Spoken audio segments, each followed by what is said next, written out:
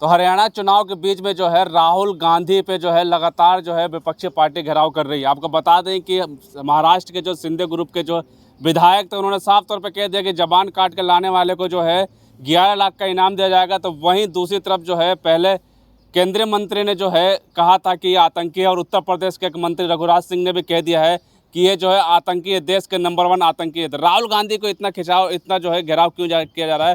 तो सुमति यादव हमारे साथ इनसे बातचीत करेंगे। सर स्वागत है पहले आपका। धन्यवाद, शुक्रिया जी। सबसे नंबर 1 आतंकवादी राहुल गांधी देश के, ऐसा बयान आ रहे हैं केंद्रीय मंत्रियों के।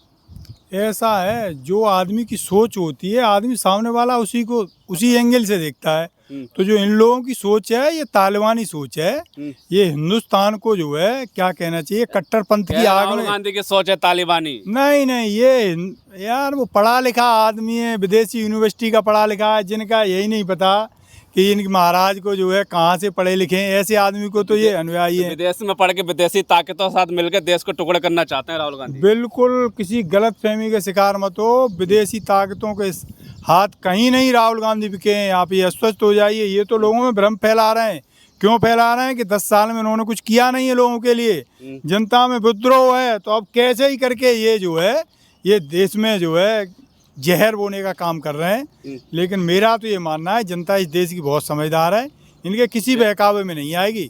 अभी हरियाणा करना चाहते हैं राहुल गांधी देश के, बंटवारा कर आरक्षण में बंटवारा करना, आरक्षण को लेकर बोल रहे हैं उल्टा। आप भी, मुझे लग रहा है ना जो कहीं फोन फान तो ना आ गया तुम्हारे लिए। ये हरियाणा में चुनाव चल रहा है ना, इनकी हिम्मत नहीं पड़ रही गाँव जाने की। तो ये कहीं मीडिया में ऐसी खबरें न चल जाएं कि गांव गए फलाने गांव में और दौड़ा लिया पब्लिक ने। ये इसलिए ऐसी खबरें लेके आ रहे हैं। पता है ये खबरें क्यों लाई जा रही हैं? ये इसलिए लाई जा रही हैं कि दोनों स्टेट में ये चुनाव हार रहे हैं और बहुत बुरी तरह हार रहे हैं। तो मीडिया कवरेज उसको न दे, इसको कवरेज दे। 4 लाख का इनामी राहुल गांधी कह रहे हैं वो। अरे जिनकी क्या कहूँ अब मैं, जो है जिनकी ये पता नहीं पेंट के अंदर कच्चा कौन से कलर का है जो है, उनकी आप बात पे यकीन कर ले रहे हो। हमारा पढ़ा लिखा नेता जो कह रहा है कि हम मोहब्बत की दुकान खोल रहे हैं, हम सबको साथ लेके चलेंगे। इवन आप ऐसे मान लीजिए हमारी पार्टी का कोई भी आदमी संविधान विरोधी भी कोई कृत्य नहीं कर रहा है, लेकिन इनके आप कृत्य उठा लीजिए, ये देश विरोधी हैं और संविधान विरोधी है। हमारा संविधान किसी धर्म विशेष के लिए जो है ऐसे जैसे ये बयान देते हैं, बयान देने की अनुमति नहीं देता है। बोलते कुछ और है, पर्दे के पीछे आगे है मोहब्बत की दुकान, पीछे बंटवारे की दुकान, ऐसा बोला जा रहा है। बिल्कुल आप अपने दिमाग से निकाल दीजिए। मैं थोड़ी अपने दिमाग में नेताओं के बयान, आप सवाल ही ऐसे पूछ रहे हो जो तो बयान नेताओं के ऐसा आतंकवादी कह दिया राहुल गांधी को। वो तो भाई पता नहीं क्या क्या कहते रहे, उन्हें तो कहने दो, उनकी बात का संज्ञान लेना ही नहीं है। वो तो यही तो चाह रहे हैं कि उनकी बात इसका आप संज्ञान लो। आपने संज्ञान ले लिया तो उनका काम हो गया। तो उनके किसी बहकावे मत आओ, अपना जो एजेंडा है उसी पे आप काम करो। हमेशा कह रहे हैं देश विरोधी राहुल गांधी को, तो गृह मंत्री भी बोल रही है। तो गृह मंत्री हैं तो गृह मंत्री के बारे में जरा ये भी बोल दो। गृह मंत्री तो तड़ी पार भी रहे। आप में है इतनी हिम्मत जो कह सको गृह मंत्री पर तो कुछ और भी चार्ज लगे। आरोप लगाते रहे उनको। अरे आरोप नहीं है ये है, ये थे भाई, ये आरोप नहीं है जैसे वो आरोप लगा रहे हैं। ये हुए थे, एक जज ने फैसला दिया था। और जज लोहिया की भी कहानी निकाल लो, फिर इतना डीप में जा रहे हो जो। कुछ विदेश में जाके बुराई करी नहीं करी भारत की राहुल गांधी ने? कतई ही बुराई नहीं करी। उन्होंने ये बताया हमारे देश में क्या चल रहा है। विदेश में बुराई तो मोदी जी करते थे और कहते थे कैमरे पे आके कि मेरा तो दुर्भाग्य है कि मैं भारत जैसे देश में पैदा हो गया। ये देश की बुराई है। देश की सरकार जो कर रही है उसको बाहर बताना कि हमारे यहाँ ये गलत हो रहा है। ये आप मान लीजिए भाजपा देश नहीं है, हमारा भारत देश है। भाजपा सरकार की बुराई करना, देश की बुराई करना नहीं होता है। चुनाव से हटके हरियाणा में चुनाव है, इस प्रचार को लेकर राहुल गांधी का घेराव ज्यादा देखने को मिल रहा है। अब वो तो उनकी एक रणनीति है कि यहाँ बीजेपी जो है बुरी तरह हार रही है, तो लोगों का ध्यान कैसे भटकाएं। तो ये ध्यान भटकाने का एक नया एजेंडा ले आए वो। उसी एजेंडे के तहत जो उन्हें टूल किट दे जाती है, सारा मीडिया उसी टूल किट पर काम करने लग जाता है। तो आप ये मान लीजिए इतनी बुरी हार रहे हैं ये, बस उसी पे कुछ लपेटने की कोशिश कर रहे हैं कि मीडिया का ध्यान हटा के यहाँ कर दो।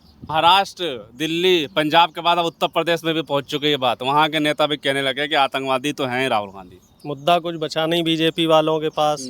चारों तरफ से ये घिरे हुए हैं। उधर विदेशों में मैंने कहा था आपको कि मोदी जी की थू-थू हो रही है।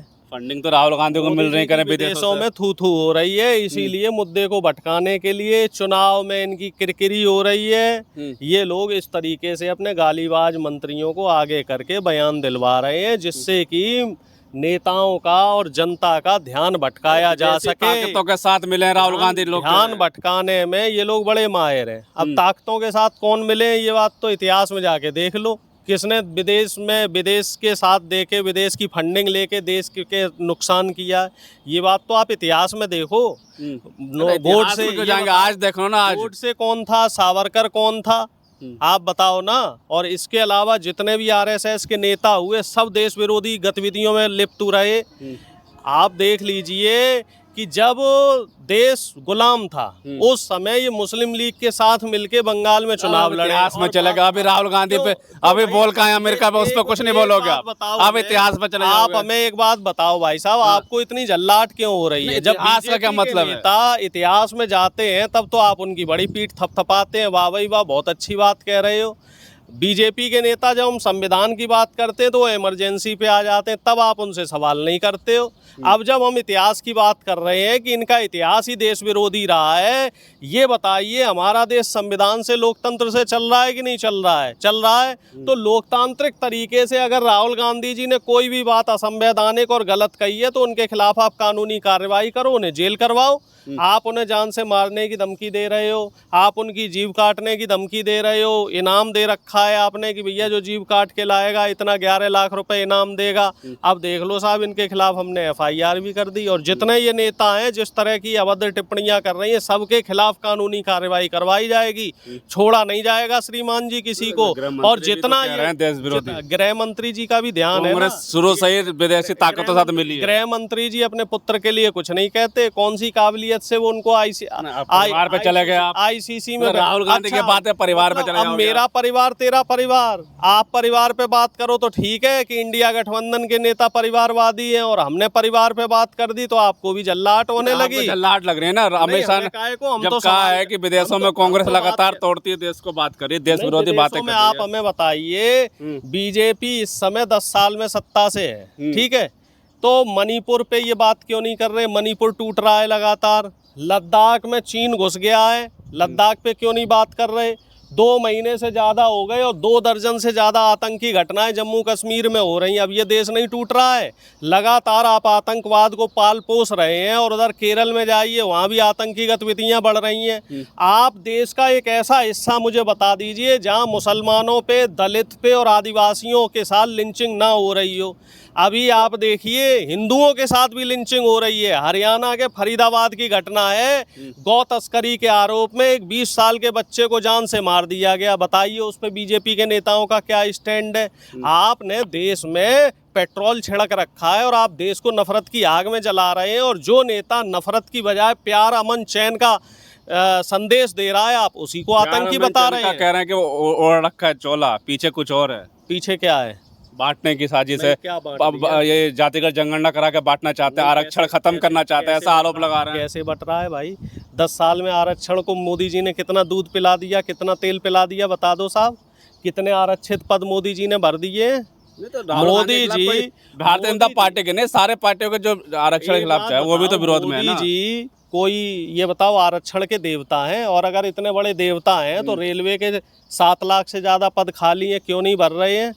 उत्तर प्रदेश में जो पुलिस की ले लो, चाहे आप मास्टरों की ले लो, जो तमाम भर्तियां हुई हैं, इनको क्यों नहीं भर रहे हो भाई? इसमें आरक्षित पद का आप घोटाला कर रहे हो। लाखों आरक्षित पद खाली हैं। सुप्रीम कोर्ट ले लो, हाई कोर्ट ले लो, आप तमाम यूनिवर्सिटी में प्रोफेसरों की। अब देखो इतना गलत मुद्दे की बात कर रहे हैं तो आप भाई साहब भटक रहे हो, आप मुद्दे से भटक रहे हो। ऐसे काम नहीं चलेगा। सर क्या हुई? अगर राहुल गांधी सही है, अगर ये लोग जो बोल रहे हैं गलत है, क्या कार्रवाई हुई? क्या करी आपके नेताओं? किसी नेता ने कार्रवाई करी? आ गए ना 240 पे। अब बाकी हरियाणा में वोट दिया, एफआईआर दर्ज करिए। बीजेपी के नेताओं को इस लायक ही नहीं छोड़ेंगे कि वो कुछ बोल पाए। अभी तो देखते जाओ, हरियाणा में चुनाव है, जम्मू कश्मीर में चुनाव है, महाराष्ट्र में चुनाव है, झारखंड में बोल दिया। कहाँ है एफआईआर दर्ज किया? मानहानि का मुकदमा कहाँ है? कांग्रेस ने किया है। एफआईआर हो चुकी है महाराष्ट्र में। अब एफआईआर जवान काटने वाले बयान पे हुई ना, जवान काटने इनाम जो रखा गया होगी, एफआईआर होगी। हर चीज में समय लगता है। हम लोग कानूनी